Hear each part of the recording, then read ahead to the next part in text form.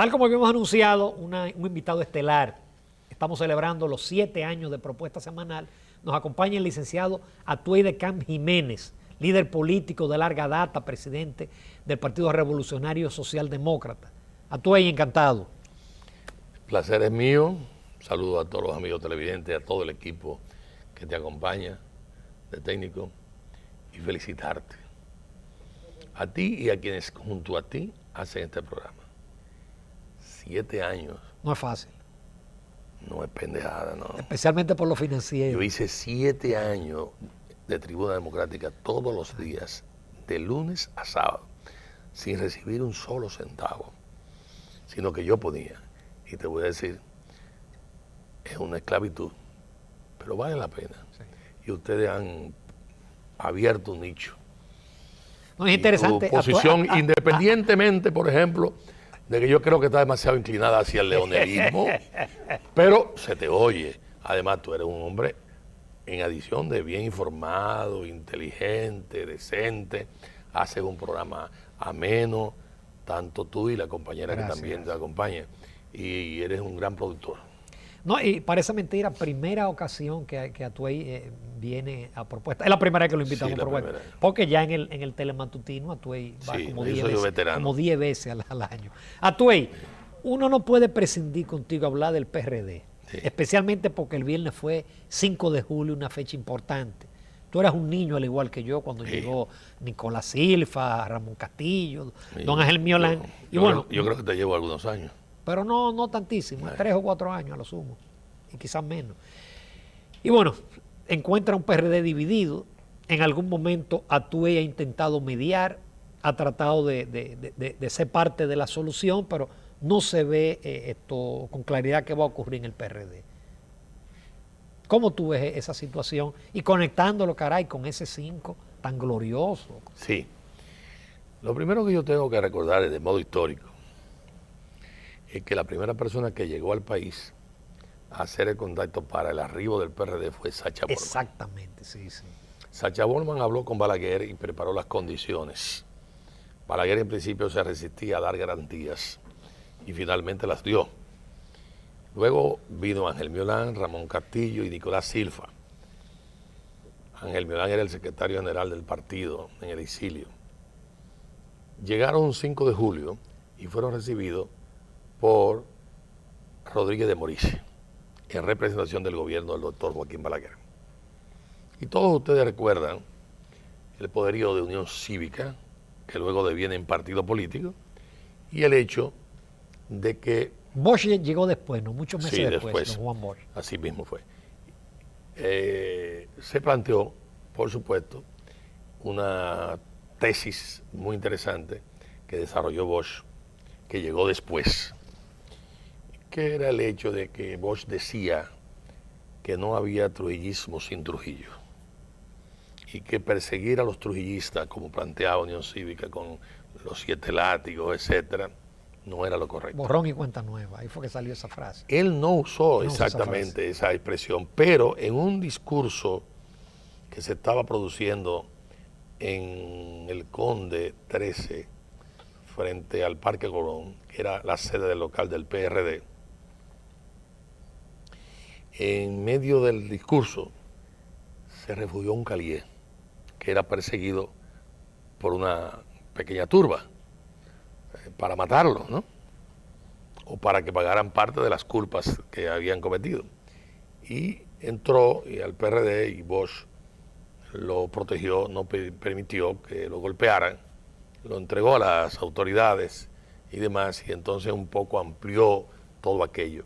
Lo que generó que este país, que de un modo u otro, una alta proporcionalidad, porque Trujillo convirtió esto en su finca, pues era trujillista, votaron los trujillistas por Bosch. Quiero decirte que en San Isidro de Coronado, que era una escuela política en la que de un modo u otro colaboraron organismos norteamericanos. Eso fue en Costa Rica. Costa Rica. Bosch, me lo cuenta a mí Rodrigo Borja, en unas preguntas que le hicieron, él dijo, si en estos momentos en Ecuador se le cortara un brazo a todos los que fueron velaquistas por Velasco sí. Ibarra, probablemente tendríamos un país de mancos en el Ecuador. En el fondo, él estaba haciendo un parangón con República Dominicana. Con República Dominicana. Es decir, si usted le cortaba un brazo a lo que había sido Troyita, eran pocos relativamente por la ceguera, el peso del gobierno, los servicios de inteligencia, etcétera, del gobierno de Trujillo. Entonces, ¿qué cosas se puede hacer y qué es lo que está pasando en el PRD? Cuando tú desbordas los principios y no los respetas, eso es malo, porque ahí viene un feedback. Por ejemplo, yo he oído tu posición en relación con el doctor Leonel Fernández Reina. No comparto el estilo ni el proceder del gobierno de Leonel Fernández Reina, pero eso no me lleva a mí a insultar a Leonel Fernández Reina, bajo ningún concepto. Es decir, tengo un criterio contrario a una serie de amigos, pero eso no me lleva a ese extremo. Yo creo que la vida política tiene que ser en gran parte respetada y saber cómo manejarse y responder a ella. En el PRD, partido histórico, del que yo he sido miembro y no he salido, y algunos me dirán, y bueno, ¿y cómo usted forma el PRSD? Porque te sacaron, te expulsaron. No. Cuando Hipólito se lanza en la aventura de la reelección presidencial, que yo la denuncio y la enfrento, Hipólito decide designar su equipo de campaña, Rafael Díaz Vázquez, Salvador Ramos, que estaba ahí pero lo promueve y demás, y designa un equipo, el juez que manejó el caso del incidente en Moca, donde murió un PLDista, el juez Domínguez de Puerto Plata, etcétera, que estaba como empleado de la Junta, etcétera. Y entonces tiene una mayoría mecánica, obviamente. Ahí yo no podía competir. ¿Qué hicieron? Entonces Hernani Salazar y tu pariente y mi amigo, el hijo Jaques. Mi consuegro. Exactamente. El hijo Jaques. Llegaron a la Junta y de 1.600 miembros del comité ejecutivo que había, por Peña Gómez, colocado por Peña Gómez, porque acuérdate que empezó el grupo de los 100 con Balaguer, después el grupo de los 500, y Peña Gómez le metió el grupo de los 1000, entonces metió a Winston, a todos los jacobianos que de un modo u otro se habían ido para el PRI, llegaron, se les abrió la puerta, etc.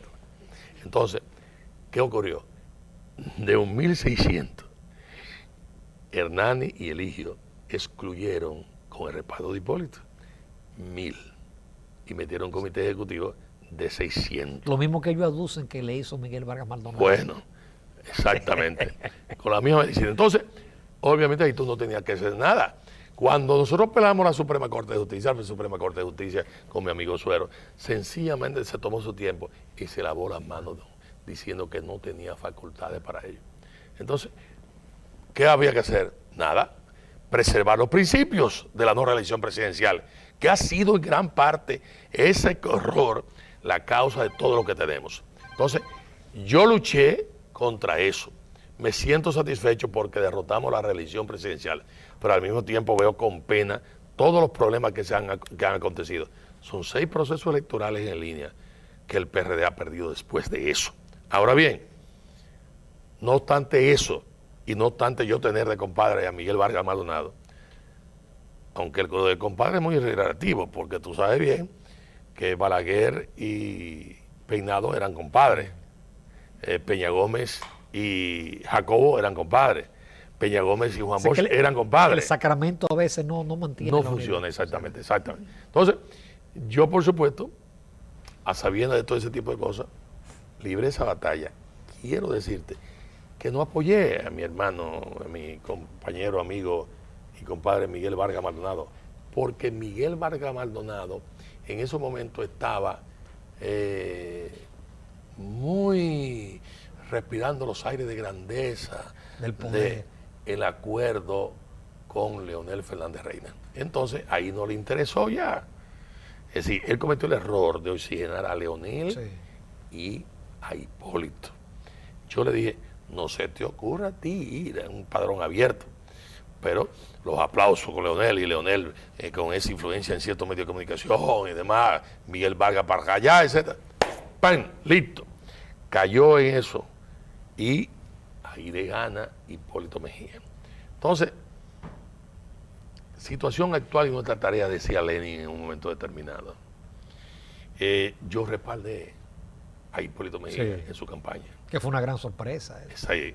Porque además pasó por 27 puntos y una autocrítica de él en un programa que hicimos. Y bueno, mi diferencias no eran personales, eran políticas. Ahora, ¿qué acontece? Un partido político que siembra en gran parte de la democracia dominicana, en estos momentos está en una confrontación con dos distinguidos empresarios que lo presiden, y en donde obviamente las bases de ese partido no tienen la culpa de los errores de la dirigencia del partido. Tú me dirás, bueno, pero no ha habido una tercera fuerza capaz de envalentonarse, apretarse el cinturón y tirar para adelante. Sí. Yo he dicho, y se lo dije a Hipólito y se lo dije a Miguel, que ambos son importantes. Y vuelvo a decirlo, yo no quiero caer ni en los ataques contra Hipólito ni en los ataques contra Miguel, porque ambos son útiles, necesarios. Entonces, ¿por qué? Por muchísimas razones. Y porque no hay derecho a que personas que incluso están de espalda a la memoria histórica de Juan Bosch, y hago excepciones, yo creo que Danilo está haciendo un gran esfuerzo, que hasta lo saludo y lo aplaudo, y le deseo éxito, y demás. Pero los principios de Bosch en el PLD hace tiempo murieron, vamos a estar claros, y en el PRD también, los principios de Bosch y de Peña Gómez. Entonces tú tienes archipiélago de intereses, tú tienes realmente situaciones en donde la corrupción ha campeado por sus fueros en el país. Y hay que enfrentar esa situación. Yo soy optimista, no obstante el hecho de que sé que es muy difícil. Estoy convencido de que no es que esté el PLD por la brillantez. No. No tiene oposición. Por la estulticia y los errores cometidos por la oposición. Soy de los que cree que para desmontar al PLD, aun cuando el PRD creció, creció no, es un partido fuerte, con una matrícula fuerte, ahora está bastante disminuido. Se señala que un 20%. Y la base del PRD está desesperada porque se busque una fórmula, una solución. Yo he tratado, y voy a seguir tratando de contribuir. Antes de ayer hablé con Hipólito Mejía. Yo estaba fuera del país, estaba con mis hijos y con la familia. Y se quedó mi querido amigo Miguel Vargas y mi estimado amigo Hipólito Mejía. Un 5 de julio dividido es lo mismo que actos paralelos. Es lo mismo que pasó con el nacimiento de José Francisco Peña Gómez, que se conmemoró muy reciente y demás. Pero te voy a ser sincero, tal vez lo mejor que sea actos paralelos, porque si en definitiva se hacen juntos a esta situación, terminan como el problema de los sillazos, ¿entiendes? Y ese no es lo que hay. Entonces yo hasta saludo eso. Muy bien. Ahora, admito que Hipólito Mejía tiene y conserva una cierta determinada popularidad importante. Yo creo que está por encima de Miguel Vargas, pero también debo admitir que Miguel Vargas se la ha buscado, preserva la presidencia del partido y además tiene afuera del partido ciertas alianzas tácticas que en definitiva también hay que entenderlo. Yo creo que todo el esfuerzo que se pueda hacer, hay que hacerlo. Y no quiero dejar de ser optimista, aunque sé que es difícil, pero hay que hacerlo. Pero definitivamente para que se lleve a cabo una reunificación del partido. ¿Tú eres hija de...? Sí. La mayor. Ah, muy bien, mucho gusto. Ana Patricia, ¿cómo está? Ana Patricia. Sí. Muy bien. Definitivamente para que haya una reestructuración del partido debe haber convención.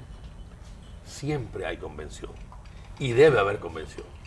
Y yo quiero aprovechar este espacio para decir que todas las convenciones del PRD han sido pactadas. La primera convención que se celebró para escoger a Juan Bosch fue en un cine en el Sánchez Osama. La primera. Resulta que el candidato vicepresidencial fue Buenaventura Sánchez.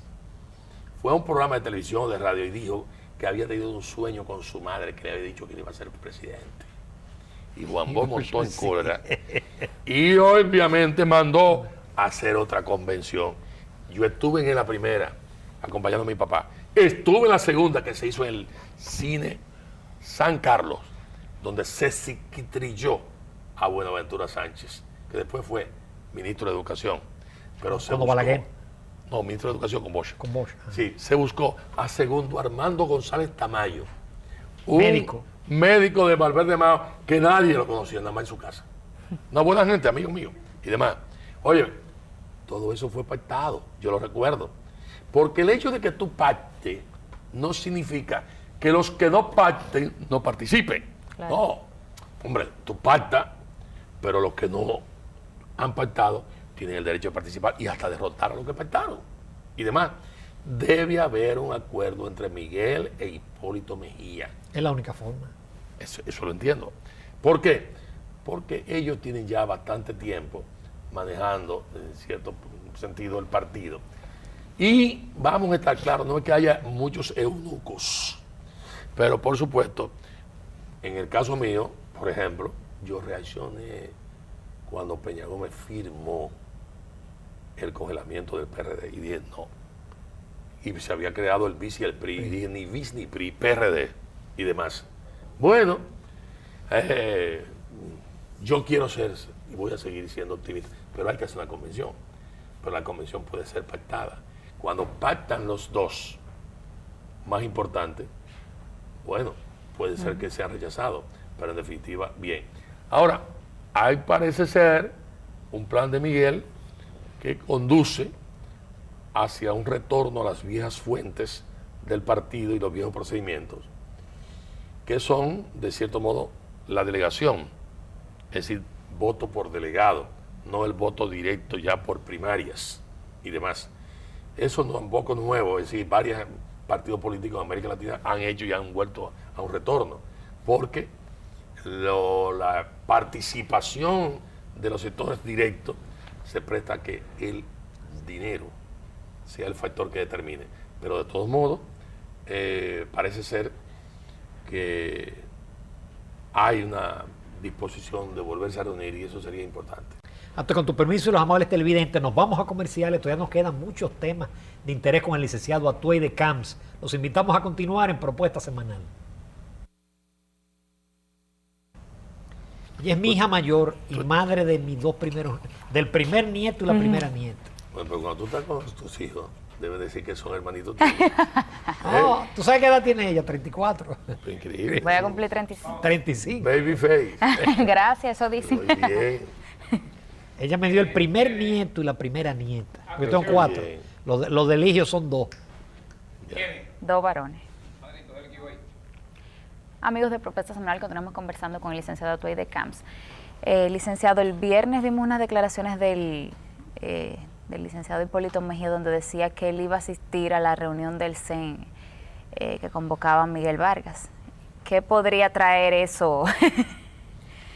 Aparte de disturbios. Don Rafael Perello te envía unas tacitas de aroma, sabor y calidad. Y compadre. Sí, yo lo sé, por eso lo menciono. Gracias. No, pero muy bien. Y Luz Astani, por supuesto, nos brinda Pues ese aroma, sabor y calidad. Además, ahora veo que ha hecho un progreso, Rafael. Sí, ya, manda taza. Manda taza con su sello. Ese se inaugura de nuevo a Atuey un enfrentamiento tipo como el de meses anteriores.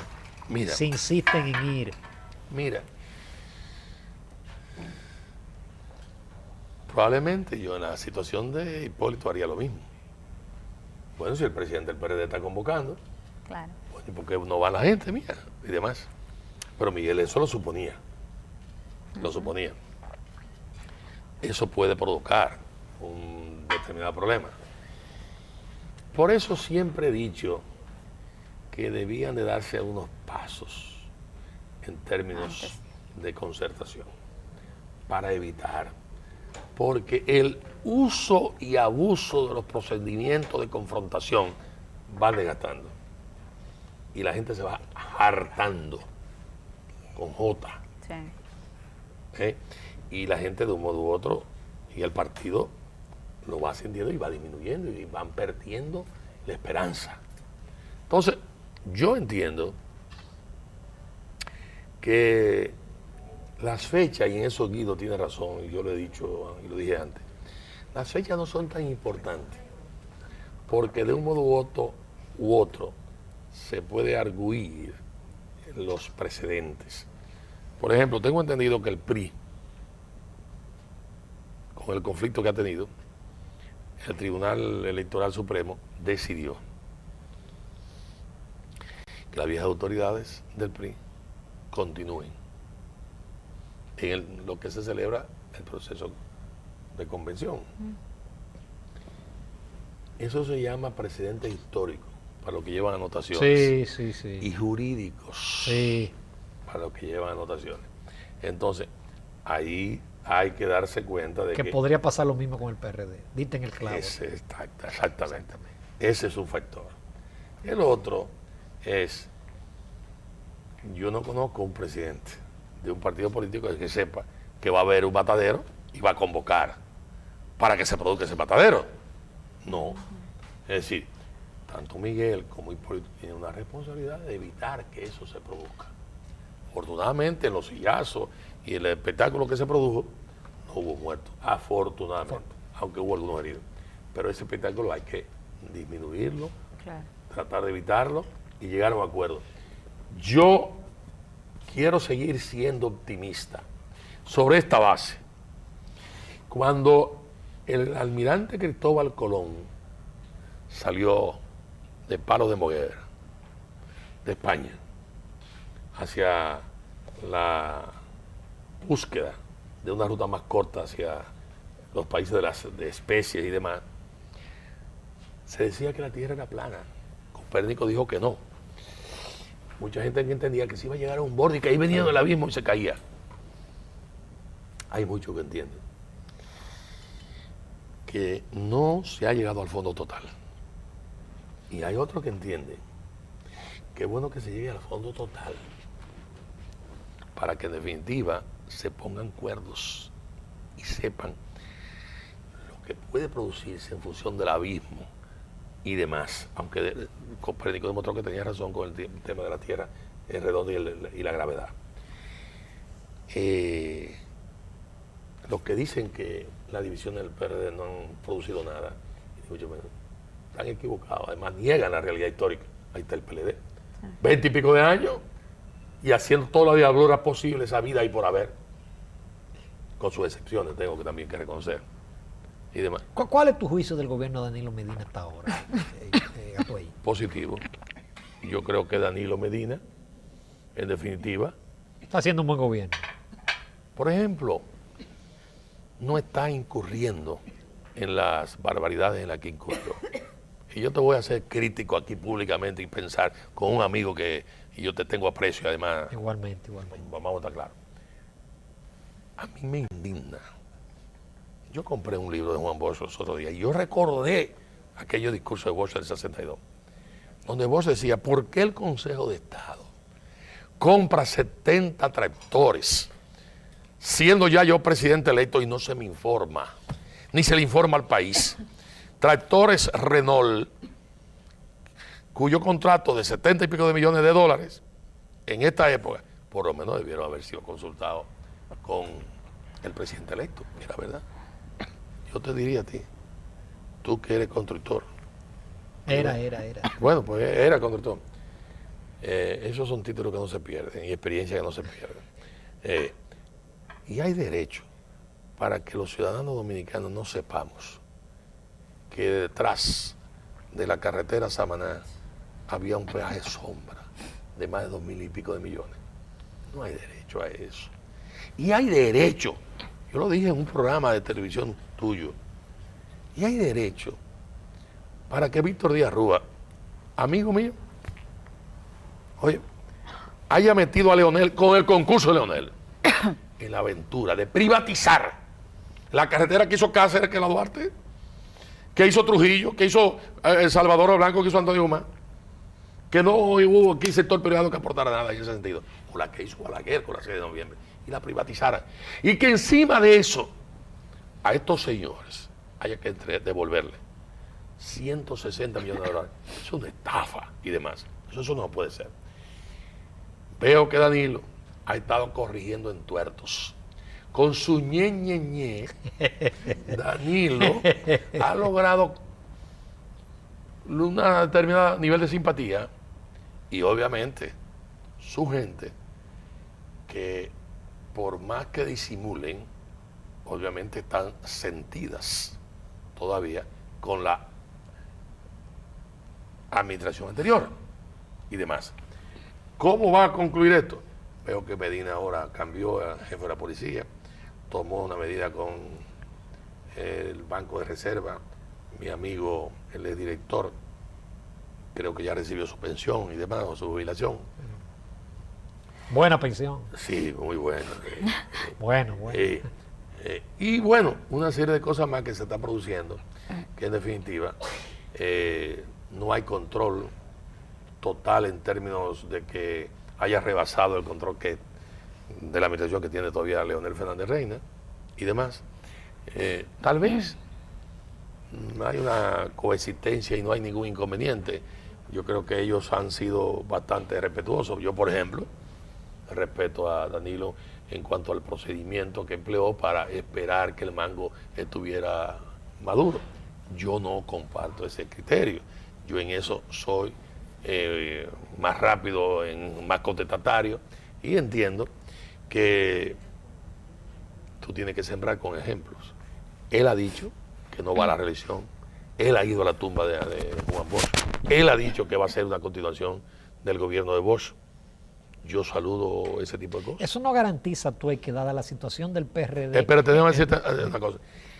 En algún momento yo creo haberte oído hablar del 4% para educación y decir que Leonel Fernández Reina tenía razón cuando se opuso. Yo conversé en la Fundación Global con Leonel Fernández Reina sobre ese tema a solicitud de él. Estaba Franklin Franco, que en paz descanse, y hasta Pablo McKinley. Y no digo hasta, y Pablo McKinley y otro más, Tony Raful, etc. Y yo le dije, mire, doctor Leonel Fernández, usted está equivocado. Esa es la mejor de todas las inversiones. Y él hablaba de la calidad de la inversión en educación. Y un poco desmistificaba los países europeos en relación con el tema. Por supuesto, estaba China, hay otros países emergentes. Yo entiendo que es la mejor de todas las inversiones. Comparto el que no debe de irse solamente a sueldos, sino a mejorar la calidad, mejorar una serie de cosas más. Se hizo un esfuerzo con los pupitres, luego pasó al parecer que el pupitre era una copia. Una copia, sí. Exactamente, y que bueno, y eso conllevó un premio de $1 millón. Ahí hay estructuras increíblemente funcionales que no se emplean aquí mismo en la Luperón, con talleres muy buenos. Yo entiendo que pueden perfectamente importar, pueden perfectamente producir, pero creo que lo de la educación, el tema, como en todas las cosas, no es el hecho de que lo presupuestado usted lo cumpla, porque como tú bien manifestaste, hay una serie de concursos que se hicieron, todavía la tierra no exactamente está preparada, pero todo el esfuerzo que se haga por cumplir con la inversión en educación necesaria. El presidente hizo un compromiso. Sí, pero ese es el salto que se puede producir. Y además entiendo que fue un error de Leonel Fernández Reina no apoyar ese 4%. Yo me permití decirle en ese momento, usted estaba fuera del país cuando la lucha del medio millón, que es el movimiento de masa más grande que registra la historia del país, y que a mí me correspondió históricamente dirigirla. No es verdad lo que usted dice, que eso no conlleva participación de multitudes, no es verdad. Y yo entiendo que hay que mejorar, obviamente, los niveles profesorales. Tiene que haber una acción de emergencia, porque hay recursos para ello. para hacer lo que la Universidad Autónoma de Santo Domingo en un momento determinado hizo, que fue la preparación en un año de personal docente. En 2 años, rompiendo el esquema de las carreras tradicionales para dotar al profesor o al profesorado dominicano de determinadas No, y si son graduados en 2 años, usted logra enderezarlo. Exactamente. Entonces, pero tú no me dejaste concluir la pregunta, tú, que era, es decir, dado esa gestión de gobierno que muestra unas cotas de popularidad increíble, eso proyectado al 16 no vaticina que sigue el PLD en el gobierno, principalmente con la situación del PRD. Bueno, si usted quiere suicidarse, perfecto. Si usted sigue en esa dirección, bien. Ahora, ¿qué acontece? Por ejemplo, Danilo ha ofrecido mucho préstamo con las pymes, pero si se indaga bien, la ejecución de esos préstamos no es verdad. Es mucho ofrecimiento en prensa. Exactamente. Dos, es verdad que él ha resaltado, esa es la expresión, promovido sectores que generalmente eran hasta olvidados por distintos gobernantes. Y él los ha promovido, los ha elevado. Fabricantes de casabe, sembradores de jengibre, café, etcétera, etcétera. Es verdad. Pero es obvio que tú no sientes que haya un plan de construcción después de que, en definitiva, fondos que existen perfectamente y que han sido manejados y que además, de cierto modo, la construcción te da rentabilidad y demás. Tú no sientes esa acción masiva, no la sientes y demás. Entonces, todo eso puede que durante un tiempo te promuevan a Danilo, pero puede ser que también llegue un momento en donde eso se agote. Eso se agote. Y entonces el pueblo poco reacciona a eso. Claro, Danilo hizo muy bien en narigonear al sector sindical choferil. Le metió un peso que terminó siendo 50 centavos y por ahí tienen, creo que ya cerca de 600 millones y demás. Más el combustible con ciertas facilidades que se ha producido. Entonces tú ves que hasta proyectos impositivos no hay la reacción que hubiese habido en otros momentos. Y en eso que debió haberlo. Que debió haberlo. En eso actuó hábilmente Danilo. Yo he dicho que los que desde el PRD llaman a movilización de masa están perdiendo el juicio. ¿Por qué? Porque la base de esas movilizaciones son los choferes. Eran los choferes. Óyeme, el éxito de Peña Gómez nosotros era un Nacho Sin. Y luego los sindicalistas. Y los sindicalistas ahora están bajo control de Danilo. Y por supuesto, están bajo control de Danilo porque no ven expectativas en el PRD. Bueno, ahí tú tienes a Antonio Marte. Tiene un partido. Hasta formó un partido que en el fondo es el escudo para no necesariamente responder a determinados posicionamientos y un poco decir que en su riqueza o miseria manda él. ¿Sí, no?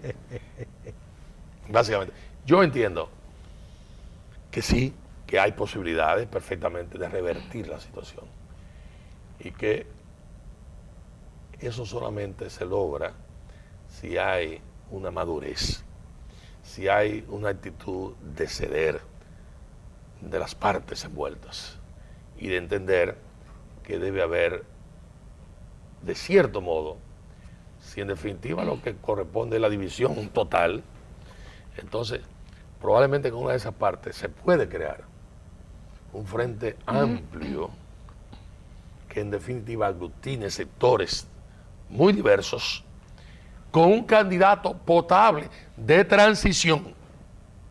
De transición. No me estoy recomendando yo para nada, no es el caso mío.